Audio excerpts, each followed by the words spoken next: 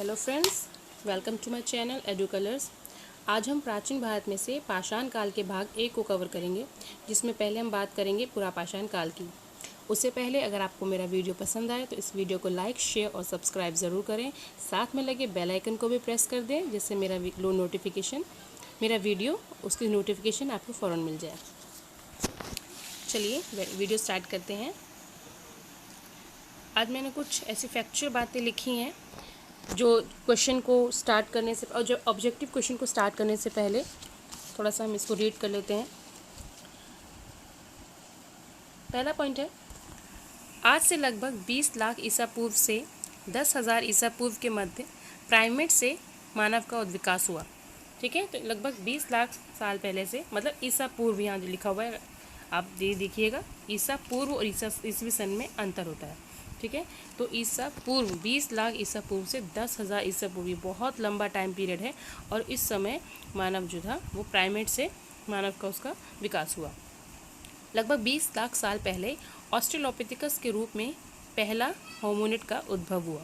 ठीक है, धीरे धीरे ये होमिनिड अनेक मानव प्रजाति के रूप में विकसित हुए। जैसे जैसे टाइम पीरियड बढ़ता गया वैसे वैसे मानव के में उसके शारीरिक और उसके जो पारिस्थितिक तंत्र थे उसमें बदलाव होने लगे। आगे चल के अनुवांशिक परिवर्तन होते गए, मानव में बुद्धि एवं कलात्मक प्रतिभा का विकास हुआ, जो कालांतर में मानव संस्कृति का विकास का कारण बना। अब 2 पॉइंट यहाँ मैंने लिखे हैं, प्रागैतिहासिक काल और आदि ऐतिहासिक काल। प्रागैतिहासिक काल क्या होता है, जिसमें हमें लिखित साक्ष्य कुछ भी नहीं मिले हैं, सिर्फ पुरातात्विक चीज़ों के आधार पर हम कुछ भी चीज़ें पता करनी है तो पुरातात्विक चीज़ों पर ही हम बेस होते हैं। रिटर्न में हमें कोई भी प्रूफ नहीं मिला होता। तो ऐसी चीज़ें, वो जो काल है वो है पाषाण काल। इसमें हमें रिटर्न में हमें ऐसे कोई भी साक्ष्य नहीं मिले हैं जिससे कि हम उसके बारे में कुछ पता लगा सकें। आदि ऐतिहासिक काल, इसमें हमें लिखित साक्ष्य उपलब्ध होते हैं, लिपि मिलती है, लिखाई हमें मिलती है, लेकिन उसको हम रीड नहीं कर सकते हैं। तो ऐसा जो टाइम पीरियड है वो है हड़प्पा सभ्यता और वैदिक सभ्यता। इनमें हमें किसी भी तरह के लिखित साक्ष्य तो मिले लेकिन उनको पढ़ा नहीं जा सका है। अब मैंने आपको ये दिखाने के लिए कि पाषाण काल जो है वो किस भागों में बटा हुआ है, उसके लिए एक थोड़ा सा छोटा सा चार्ट बनाया है। पाषाण काल को हम 3 भागों में बांटते हैं, पुरापाषाण काल, मध्य पाषाण काल, नवपाषाण काल। आज जो हम बात करेंगे वो पुरापाषाण काल की बात करेंगे इस वीडियो में। पुरापाषाण काल को भी हमने 3 भागों में बांटा है, निम्न पुरापाषाण काल, मध्य पुरापाषाण काल और उच्च पुरापाषाण काल। निम्न पुरापाषाण काल का जो टाइम पीरियड है वो 20 लाख से 50,000 ईसा पूर्व है। मध्य पुरापाषाण काल 50,000 से 40,000 ईसा पूर्व और उच्च पुरापाषाण काल का 40,000 से 10,000 ईसा पूर्व है। ये जो टाइम पीरियड मैंने लिया है ये मैंने NCERT से लिया है, और जो मेरे पास कुछ बुक्स थी उनकी हेल्प से मैंने ये, क्योंकि ये जो टाइम पीरियड है इसमें डेट्स को लेके बहुत माथापच्ची होती है कि कौन सी डेट सही होती है। तो हम NCERT बुक्स को जो है वैलिड मानते हैं, तो उसी के आधार पर मैंने यहाँ पे तिथि का वर्गीकरण किया है। चलिए अब हम बात करते हैं क्वेश्चंस की जो मैंने कुछ तैयार किए हैं।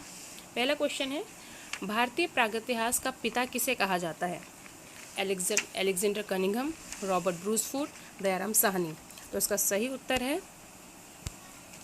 रॉबर्ट ब्रूसफोर्ड। ठीक है, सही उत्तर है रॉबर्ट ब्रूसफोर्ड। अलेक्जेंडर कनिंघम, जैसे मैंने अपनी फर्स्ट वीडियो में बताया था कि ये हमारे ASI archaeological survey of India जो 1861 में जो स्थापित हुआ था उसके ये पहले सर्वेक्षक थे। ठीक है, रॉबर्ट ब्रूसफोर्ड जो है ये सही आंसर है, और ये भूवैज्ञानिक व इतिहासकार थे। इन्होंने सबसे पहले 1863 में मद्रास के पल्लवरम से पुरापाषाण उपकरण की खोज की थी। सी ऑप्शन जो है दयाराम साहनी, ये ज़्यादातर लोगों को पता होगा। 1921 में हड़प्पा सभ्यता की जो खोज हुई थी वो इन्हीं के नेतृत्व में हुई थी। अगले क्वेश्चन पे आते हैं, आधुनिक मानव होमोसेपियंस जो आज के मनुष्य का वैज्ञानिक नाम है का जन्म किस काल में हुआ था? तो इसका सही उत्तर है उच्च पुरापाषाण काल में। उच्च पुरापाषाण काल में। ठीक है, निम्न पुरापाषाण काल में जो मानव था वो उतनी अच्छी अवस्था में नहीं था कि वो कुछ सोच पाता या कहीं कुछ इन्वेंट कर पाता। हालांकि आग का आविष्कार इस समय हो गया था, लेकिन फिर भी वो एक खानाबदोश ज़िंदगी जी रहा था और ऐसे चीज़ें उसने अभी तक इन्वेंट नहीं की थी जिससे कुछ आविष्कारक कुछ चेंजेस ज़्यादा अच्छे हो सकते। मध्य पुरापाषाण काल में अगर वैश्विक स्तर पर देखें तो निएंडरथल मानव आ चुके थे, लेकिन उच्च पुरापाषाण काल ही ऐसा टाइम है जब हम एक चिंतनशील मानव की होमो सेपियंस जो आज का जो मानव है उसका जन्म इस काल में हो चुका था। नेक्स्ट क्वेश्चन, भारतीय प्रागैतिहास का टेक्स्ट बुक किसे कहा जाता है? तो इसका सही उत्तर है वेलन घाटी। वेलन घाटी, ठीक है। वेलन घाटी जो है ये यूपी में स्थित है, आज के यूपी में स्थित है। यहाँ जो सोन घाटी लिखा है ये सोन घाटी ना होगी, सोवन घाटी होगा। सोवन या सोहन आप कुछ भी बोल सकते हैं। ये आज के प्रेजेंट पाकिस्तान में है और जो ये सोन घाटी है ये नर्मदा घाटी के आसपास का एरिया है, ठीक है। ऊपरी गंगा घाटी ये भी जो हमारे उत्तर प्रदेश है और जो आज का उत्तरी भारत है पूरा उसको कवर करता है। जो इसका आंसर है वेलन घाटी। यहाँ से हमें पाषाण काल की तीनों अवस्थाओं का, चाहे वो पुरापाषाण काल हो, मध्य पाषाण काल हो या नवपाषाण काल हो, तीनों की अवस्थाओं के बारे में हमें यहाँ से पता चलता है। इसलिए इसको टेक्स्ट बुक या कह लीजिए पूरी किताब, क्योंकि हमें यहाँ से जानकारी काफ़ी मिलती है इसलिए इसको किताब की संज्ञा दे दी गई है। नेक्स्ट क्वेश्चन पे आते हैं। भारत के किस स्थान से पुरापाषाण काल से संबंधित पशुओं के कंकाल मिले हैं? ठीक है, तो इसका सही उत्तर है नर्मदा घाटी से। जो एमपी में नर्मदा घाटी है वहाँ से हमें, वहाँ पे एक जगह है हथनोरा, वहाँ पर एक हथनोरा नामक स्थान से अरुण सोनकिया द्वारा मानव कंकाल ढूंढा गया, ठीक है। और ये जो वेलन घाटी मैंने आपको बता दी यूपी में है। सिंध के मैदानी इलाके जो हैं वो ऊपरी जो हमारा कश्मीर और हिमाचल वाला एरिया है उसके बाद पंजाब वाला एरिया उसकी बात हो रही है। नेक्स्ट क्वेश्चन पे आते हैं। मानव ने आग की खोज किस काल में की थी? तो मानव ने आग की खोज निम्न पुरापाषाण काल में कर ली थी, यानी कि मानव ने बहुत पहले ही आग का आविष्कार कर लिया था, लेकिन आग को ठीक तरीके से उसका उपयोग, नियमित रूप से उसका उपयोग किस तरीके से करना है वो उसने नवपाषाण काल में ही सीखा, ठीक है।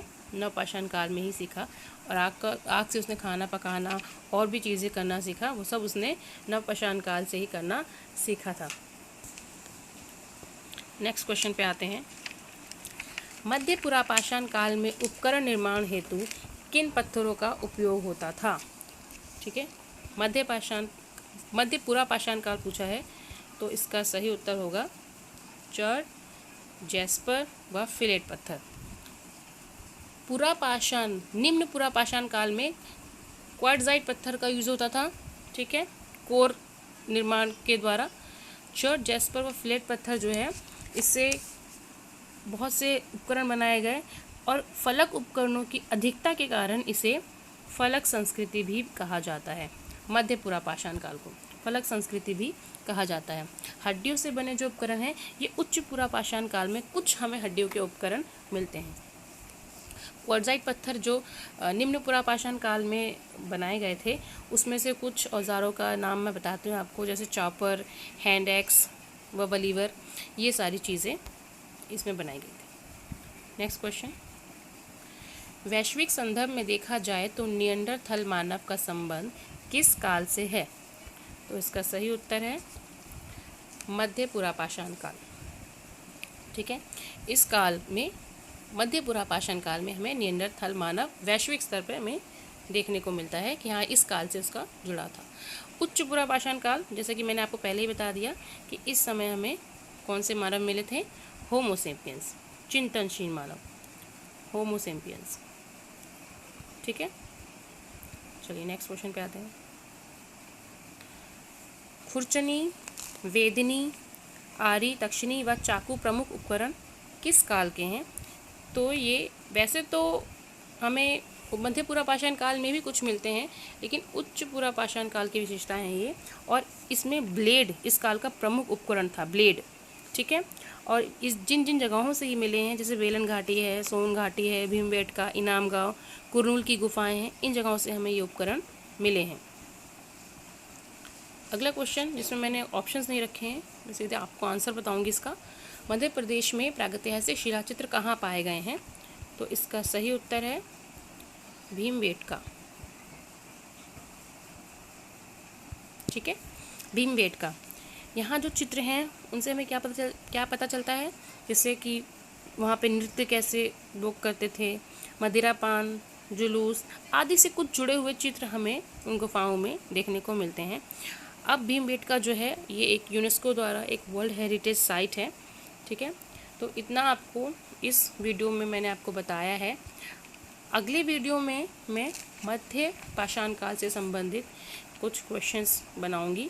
ठीक है, अगर आपको मेरा वीडियो अच्छा लगता है तो प्लीज़ लाइक एंड सब्सक्राइब ज़रूर कीजिएगा, और जो नए सब्सक्राइबर आज जुड़े हैं उनके लिए मैं तहे दिल से शुक्रिया अदा करती हूँ। Thank you.